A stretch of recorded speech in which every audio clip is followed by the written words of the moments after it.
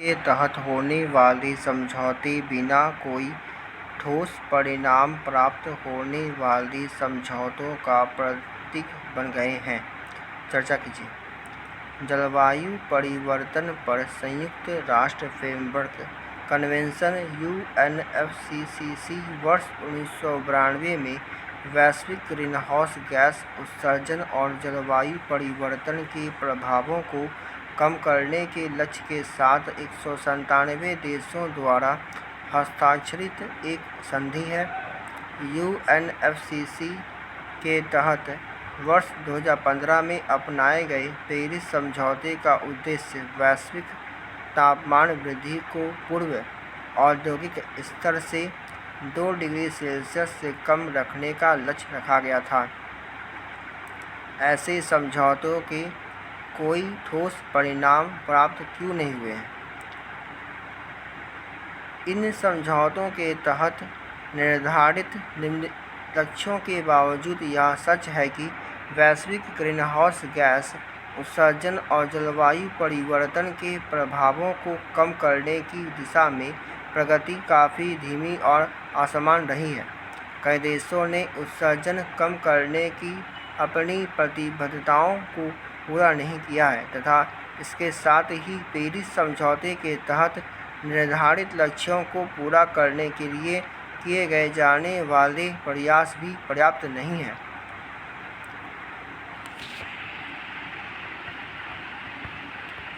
इसका एक प्रमुख कारण राजनीतिक इच्छाशक्ति और नेतृत्व की कमी है। कई देश जलवायु परिवर्तन पर कार्रवाई करने के लिए अनिच्छुक रहे हैं क्योंकि उन्हें यह डर है कि इससे उनकी अर्थव्यवस्थाओं को नुकसान होगा।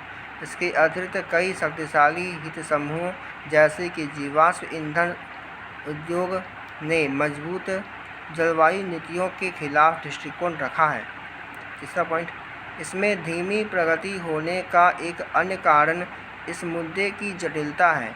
जलवायु परिवर्तन एक वैश्विक समस्या है जिसके लिए सभी देशों के समन्वित प्रयास की आवश्यकता है। उदाहरण के लिए ग्रीन हाउस गैस उत्सर्जन को कम करने के लिए ऊर्जा प्रणालियों, परिवहन, कृषि और अन्य क्षेत्रों में महत्वपूर्ण परिवर्तन की आवश्यकता होती है और ये महत्वपूर्ण महंगे साबित हो सकते हैं। इन चुनौतियों के बावजूद कुछ सकारात्मक विकास हुए हैं।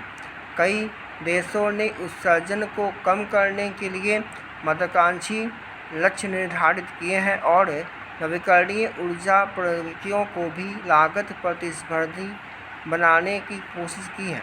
हालांकि यह स्पष्ट है कि जलवायु परिवर्तन के खतरे को दूर रखने के लिए अधिक प्रयास किए जाने की आवश्यकता है। UNFCCC तथा पेरिस समझौते के तहत निर्धारित लक्ष्यों को सभी देशों और क्षेत्रों की प्रतिबद्धता एवं ठोस प्रयासों के बिना प्राप्त नहीं किया जा सकता।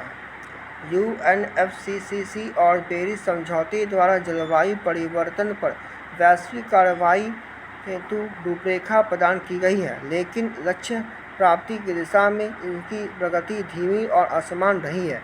राजनीतिक इच्छा शक्ति और नेतृत्व की कमी के साथ इस मुद्दे की जटिलता से ग्रीन हाउस गैस उत्सर्जन और जलवायु परिवर्तन के प्रभावों को कम करने के लिए बहुत कुछ किए जाने की आवश्यकता है।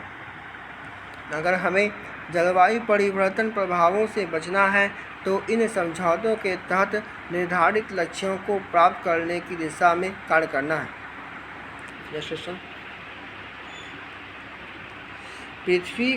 पृथ्वी का कोई भी भाग प्राकृतिक आपदा रोधी नहीं है।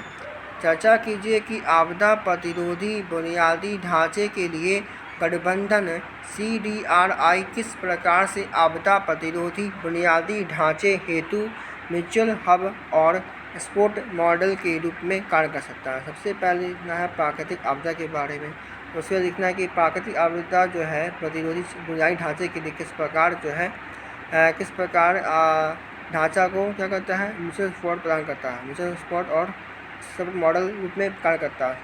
उसके बाद डिस्कस करना है। प्राकृतिक आपदाओं जैसे बाढ़, तूफान, भूकंप और वनाग्नि ढांचे को नुकसान पहुंचने के साथ जन धन की हानि होती है। नतीजतन इन आपदाओं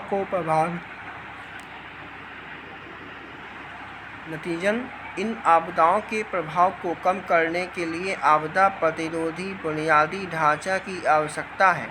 आपदा प्रतिरोधी बुनियादी ढांचे के विकास को बढ़ावा देने के लिए देशों और संगठनों की वैश्विक साझेदारी के रूप में वर्ष 2019 में अपनाया गया था। CDRI विभिन्न प्रकार से आपदा प्रतिरोधी बुनियादी ढांचे के लिए म्यूचुअल हब और स्पोर्ट मॉडल के रूप में कार्य कर सकता है। यह आपदा प्रतिरोधी बुनियादी ढांचे के लिए सर्वोत्तम प्रथाओं को विकसित करने और लागू करने के लिए अपने सदस्यों के बीच साझा करने एवं सहयोग की सुविधा प्रदान करने में सहायक है। इसमें अवसंरचना, नियोजन, डिज़ाइन और निर्माण को बेहतर बनाने के लिए डेटा, टूल्स और टेक्नोलॉजी साझा करना शामिल हो सकता है।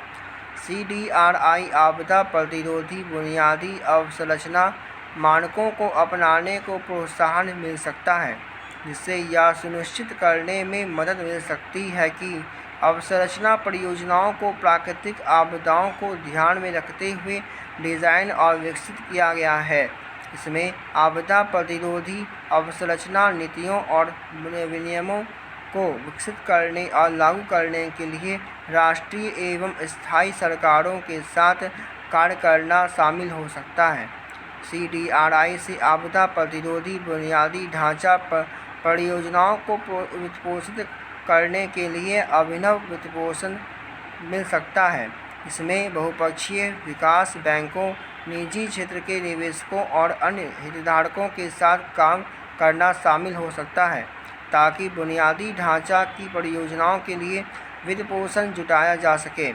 इसमें आपदा अनुकूलन शामिल है।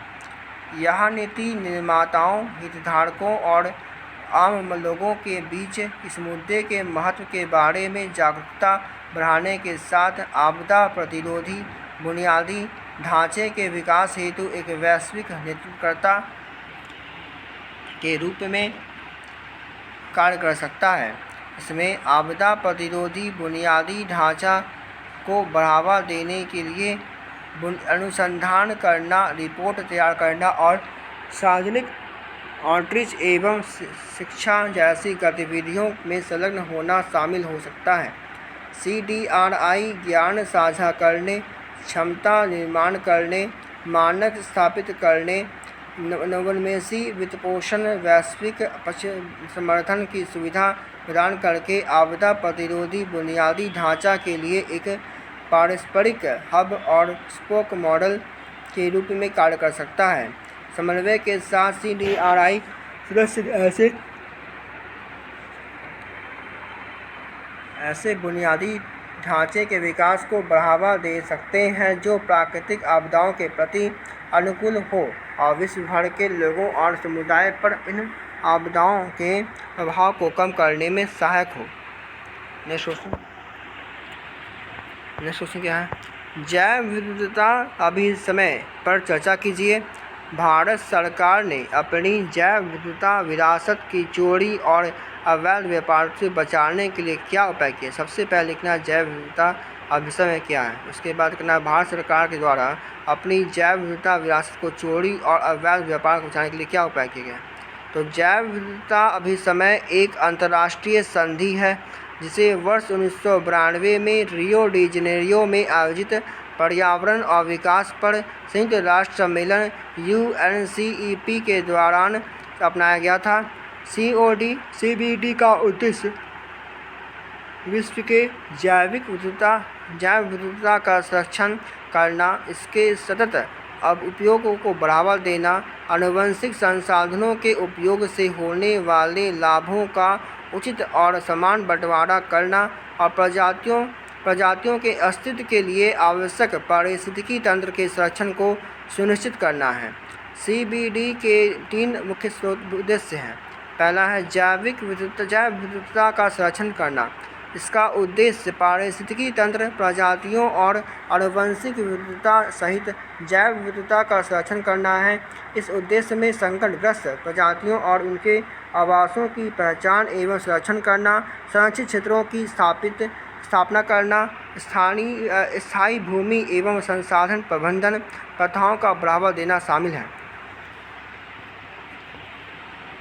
दूसरा पॉइंट है जैविक संसाधनों का सतत उपयोग करना। इसमें मानव कल्याण और आर्थिक विकास के लिए जैविक संसाधनों को सतत उपयोग पर बल दिया गया है।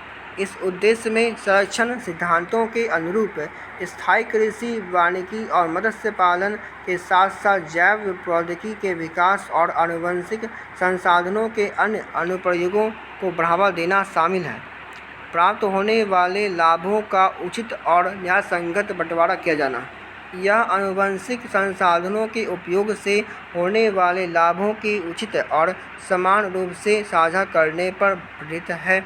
इस उद्देश्य में पहुंच और लाभ साझाकरण तंत्र की स्थापना शामिल है, जिससे यह सुनिश्चित होता है कि आनुवंशिक संसाधन वाले देशों और समुदायों को उनके उपयोग से होने वाले लाभों को उचित हिस्सा प्राप्त हो। भारत सरकार ने अपनी जैव विविधता विरासत की चोरी और अवैध व्यापार से बचाने के लिए कई उपाय किए हैं, जैसे जैव विविधता अधिनियम 2002।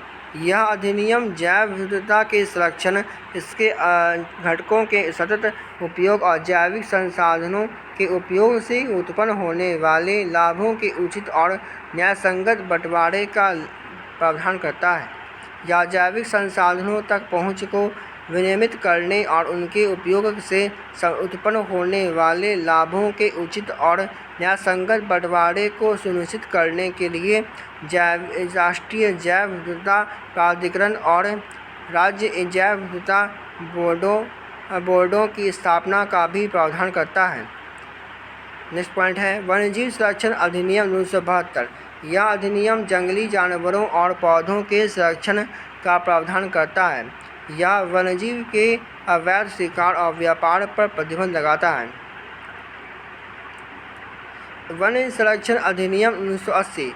यह अधिनियम वनों के संरक्षण के साथ गैर वन उद्देश्यों के लिए वन भूमि में किए जाने वाले परिवर्तन को नियंत्रित करने का प्रावधान करता है।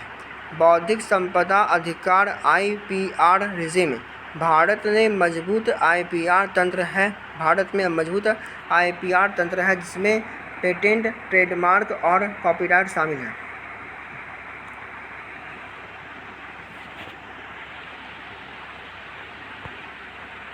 सरकार ने IPR तंत्र के तहत स्थानीय समुदायों के पारंपरिक ज्ञान और जैव विविधता संसाधनों के संरक्षण हेतु प्रयास किए हैं।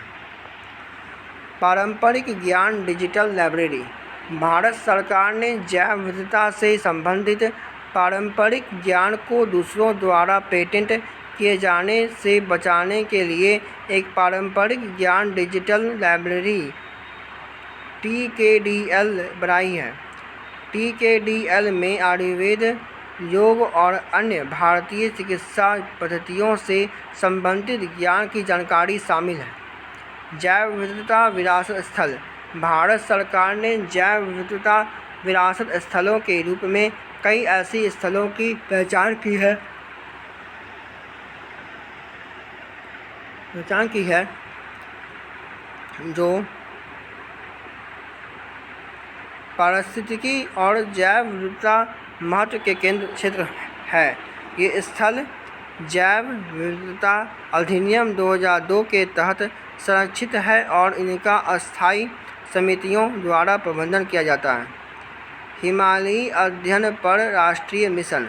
भारत सरकार ने हिमालयी क्षेत्र की जैव विविधता और पारिस्थितिकी अध्ययन करने एवं इसके संरक्षण के लिए स्थायी रणनीति विकसित करने हेतु हिमालयी अध्ययन पर राष्ट्रीय मिशन शुरू किया है। जैव विविधता अभिसमय द्वारा जैव विविधता संरक्षण इसके सतत उपयोग को बढ़ावा देने में भूमिका निभाई गई है, लेकिन विश्व में अभी भी विभिन्न कारणों से जैव विविधता के समक्ष संकट बना हुआ है। इसलिए विश्व में जैव विविधता के संरक्षण और उसकी स्थायी उपयोग हेतु सभी स्तरों पर कार्रवाई करने और सहयोग बढ़ाने की आवश्यकता है। भारत में समृद्ध जैव विविधता विरासत को अवैध शोषण से बचाने और उसके सतत प्रबंधन को सुनिश्चित करने के लिए हितधारकों के बीच निरंतर प्रयास और प्रोत्साहित करने की आवश्यकता है।